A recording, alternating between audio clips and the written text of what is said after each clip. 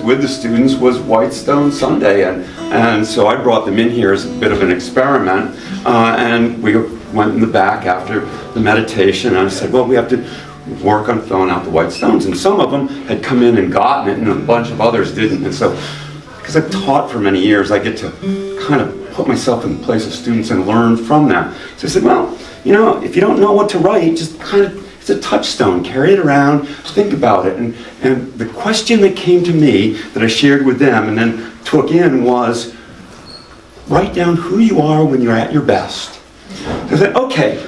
So I hadn't written anything on my stone, and some years I haven't because I never came to me. This year, who am I when I'm at my best? And the thing that kept coming back to me was actually an inspiration not from a reading or a song, but from a computer game. And it was where you get to one of these places and they give you a dialogue choice. And the dialogue choice that I had in this kind of incredible thing that happened was A, that's impossible, or B, that's amazing. So I thought, what a great set of choices in every moment. So I decided it's all amazing is the thing that I penciled in on my stone. I always told them, pencil it in so you can get all the letters in first. So that was another helpful tool.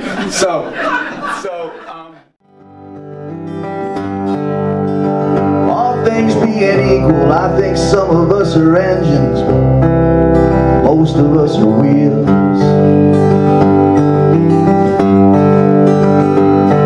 And when you can't see all the flags ahead and all the lights are turning red, that ain't the time to borrow big old steel.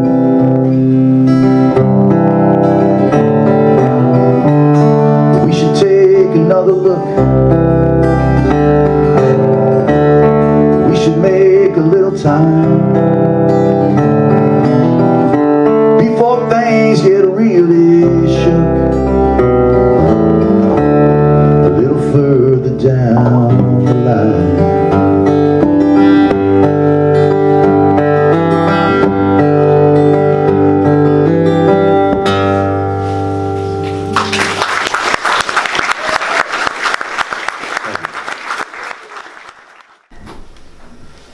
Oh, somebody didn't put their name on here, so that means I have to read the handwriting. So give me a break. It's not bad handwriting, it's just not my handwriting, so you know how that is. We have this jar here because I invite you to share your favorite quote, and there are cards up here that you can take and put your favorite quote on, or as people have been doing, they've been creating their own cards. So here's one right here. Your journey includes endless opportunities, endless creativity, endless love. Celebrate it all. Poet Amanda Gorman empowers us all in her writing. She says, when the day comes, we step out of the shade, aflame and unafraid. The new dawn blooms as we free it, for there is always light, if only we're brave enough to see it. If only we're brave enough to be it, right? So, Amanda Gorman, thank you. Thank you for that quote. I think I'm going to be really tender today. I have a Kleenex. I have a Kleenex. So I want to talk about the Reverend Dr. Martin Luther King Jr. today. I hope you will all indulge me in sharing a little bit about his life, because I realize that some of the holidays we celebrate here in the good old United States of America we know next to nothing about. That it's a day off or not a day off. It's a day with family, which there's nothing wrong with, but the celebration of the event, the idea behind it is often lost. Martin Luther King Jr. was born on January 15th, 1929 in Atlanta, Georgia. His father came from a family of sharecroppers and in a poor farming community, and he courted his wife, his to-be wife, Alberta, for 8 years before they were married in 1926. They moved into Alberta's father's house. His name was A.D. Williams, because that's where they could afford to be. A.D. had taken over a small congregation in Atlanta at Ebenezer Baptist Church, and grew that congregation from 13 people to a vibrant congregation. And when the father-in-law, A.D. Williams, died, Martin Sr. took over Ebenezer Baptist Church and became a successful minister as well. His father really taught him about, Martin Sr. taught Martin Jr. about racial prejudice, not just because it affected people of color and people of his race, but because he considered racism an affront to his Christian beliefs. So it was just not because of people of color, because his Christian beliefs told him that all men are created equal, that all souls are valued in their own right. And so he taught about about not having superiority over anyone else. He taught equality to young Martin, and Martin really embodied that in his later life for sure, but it made an impact on him. At 5 years old, he started school. He went to then Booker T. Washington High School. He skipped the 9th and 11th grades and entered Morehouse College at the age of 15 in 1944. Yeah, 15. Anybody have a 15-year-old? Yeah, okay, 15. He was going off to college. And he knew, he was very influenced by his experiences of racism at Morehouse. And he knew that there was something that was calling him. There was something calling him. And in fact, in his autobiography, he says this. He said, "I was at the point where I was deeply interested in political matters and social ills. And I could envision myself playing a part in breaking down the legal barriers to Negro rights." So he knew that. He knew that at college. Now, he was 15, 16, 17, 18 years old in college, and he had this understanding about himself.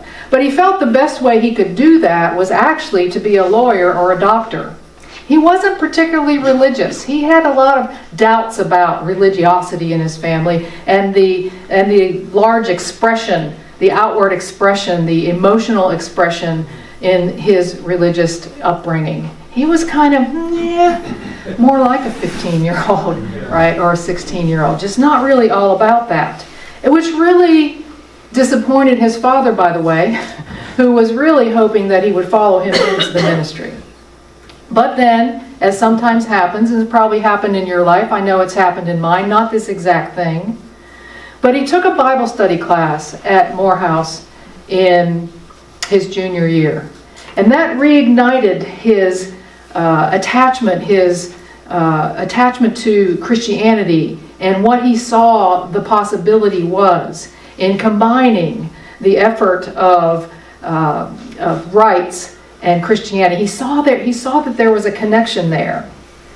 And so in the fall of his senior year, he was actually ordained at Ebenezer Baptist Church as a minister in that tradition. So he changed the course of life. And have you ever changed the course of your life?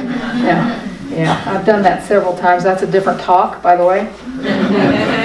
But during his last year in seminary, the president of Morehouse College, his name was Benjamin E. Mays. He really influenced his spiritual development. It turns out Mays was a very strong advocate for social change, an advocate for racial equality. And he really convinced Martin Luther King Jr.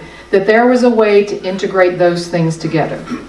So, he completed his doctorate and earned his degree in 1955 at the age of 25. 25. So, all that is incredible to me enough. And we all know much more happened in his life before he died at the ripe old age, or was murdered at the ripe old age of 39.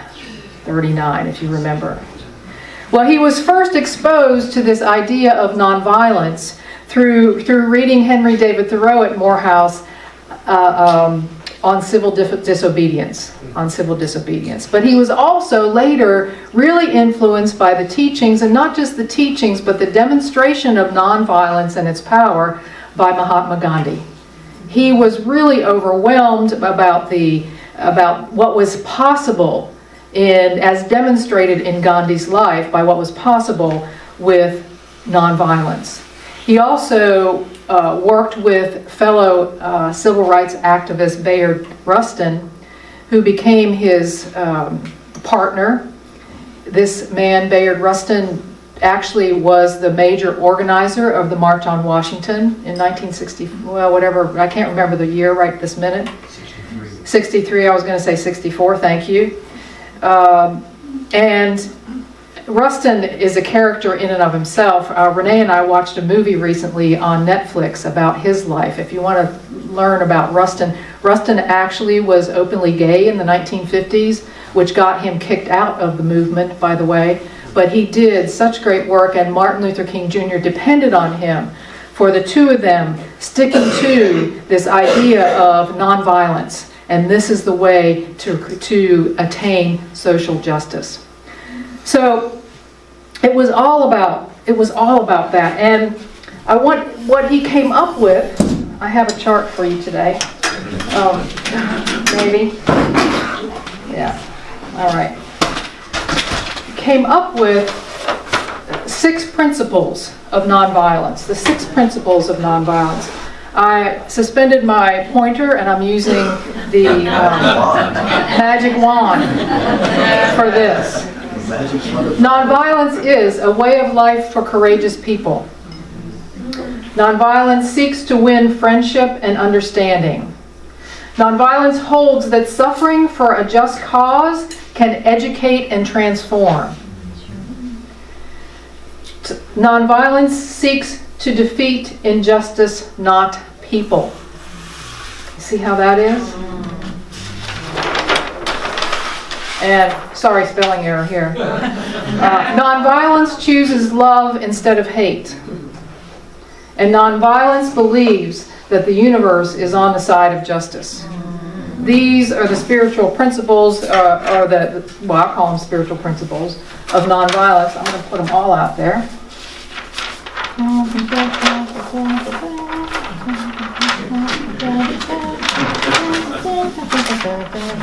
be violent.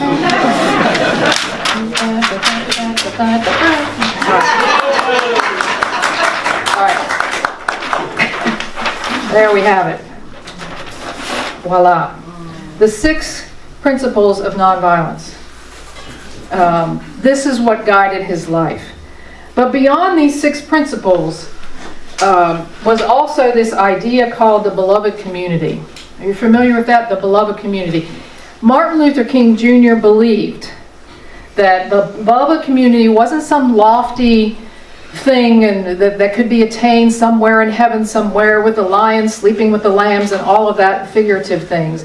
He believed that it was a real and achievable goal if all of us would commit to and practice these exact principles. That it could change, with enough of us, we would turn the tide of the entire, not just nation, but the world. That we would, that with critical mass operating like this, that everything would change. And he believed that down to his heart. He believed that with his whole being. He believed that. He believed that the beloved community, it was a global vision for him, in which all people can share of the wealth of the world. A global vision of that. That poverty, hunger, and homelessness would not be tolerated because the international standards of human decency would not allow it. Would not allow it. That racism and all forms of discrimination, bigotry, and prejudice will be replaced by an all-inclusive spirit of sisterhood and brotherhood. This is what he believed was possible. This is what he believed into his core, that international disputes will be resolved by peaceful conflict resolution and reconciliation of adversaries instead of military power. That love and trust will triumph over fear and hatred, and that peace and justice will prevail over war and military conflicts. That's what he believed. I mean, to his core.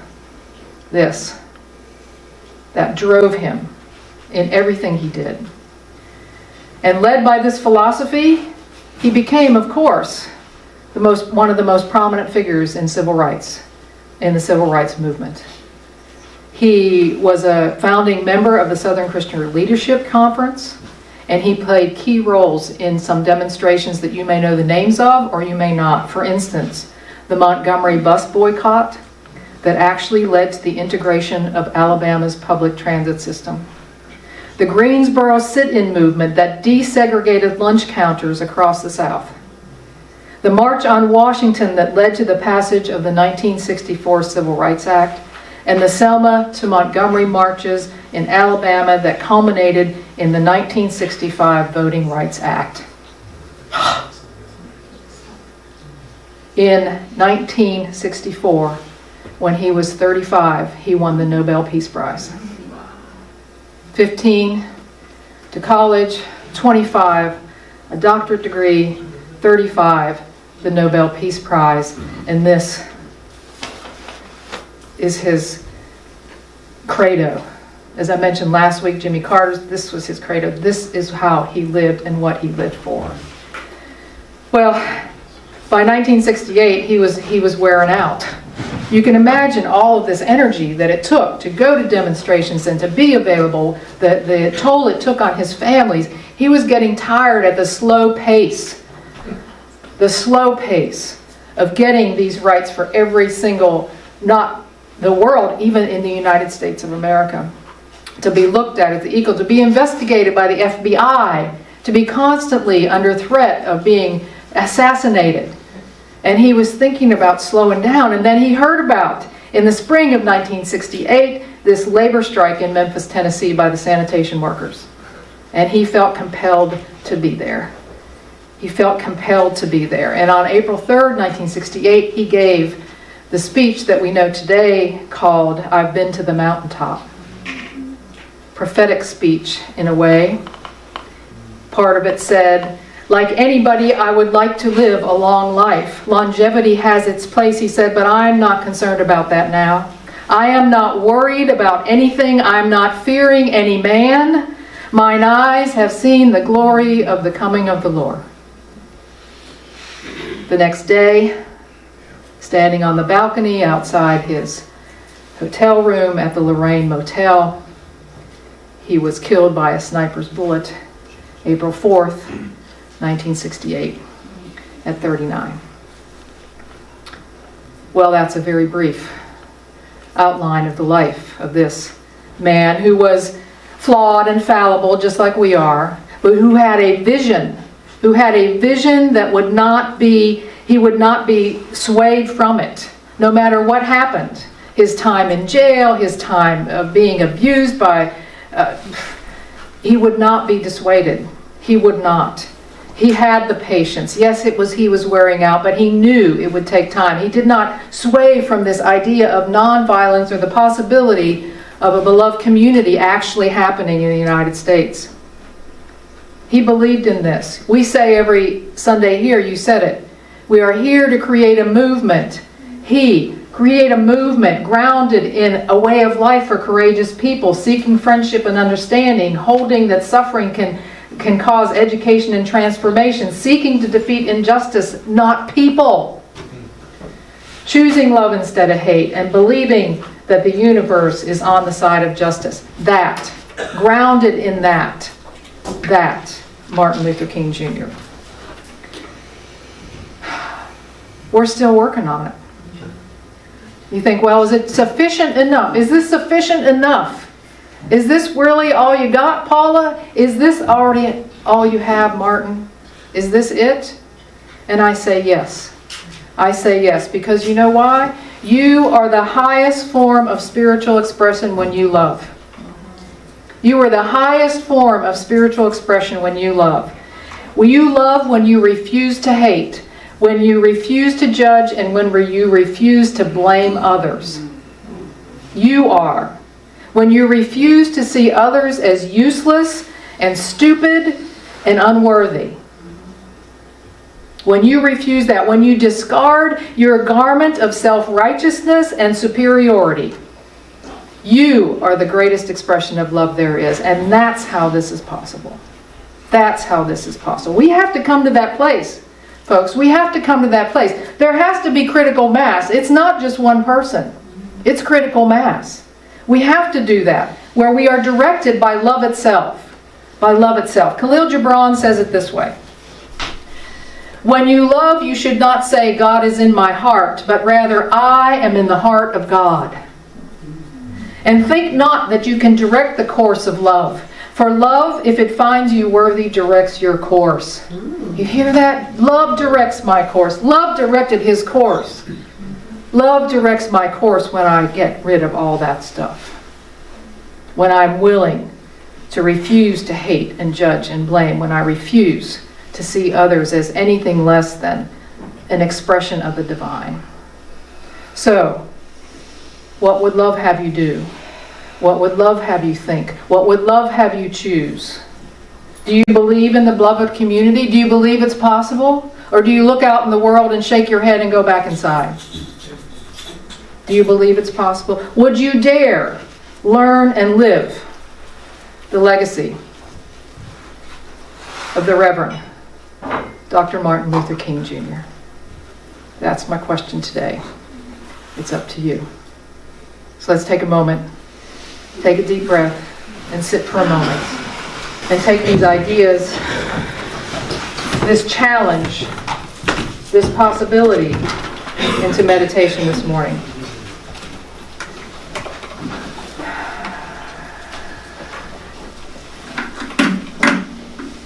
Deep breath in.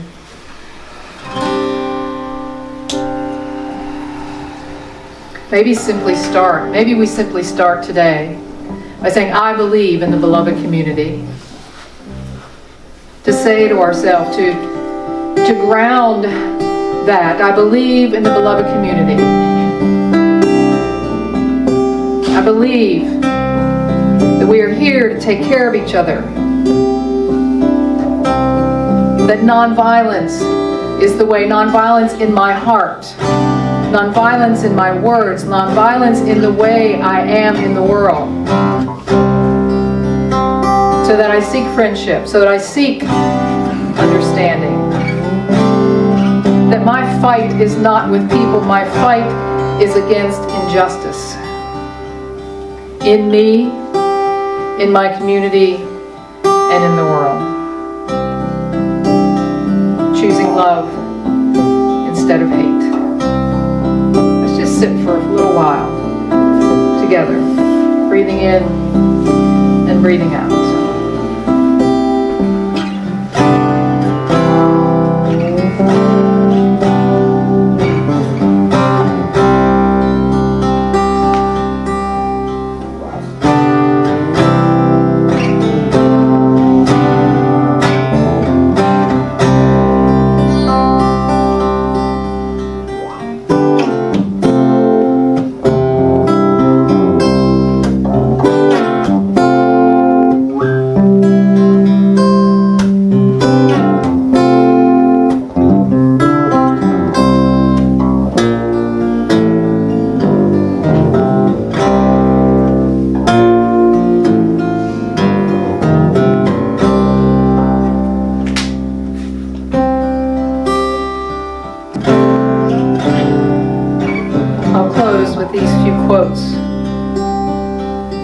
Dr. King.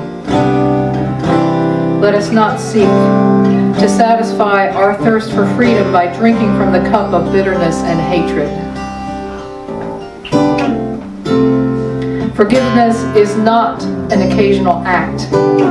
It is a permanent attitude. Power at its best is love, implementing the demands of justice. Justice at its best is love, correcting everything that stands against love. At the center of nonviolence stands the principle of love.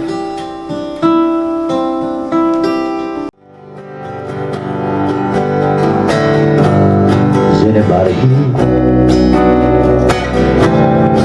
See my old friend Abraham?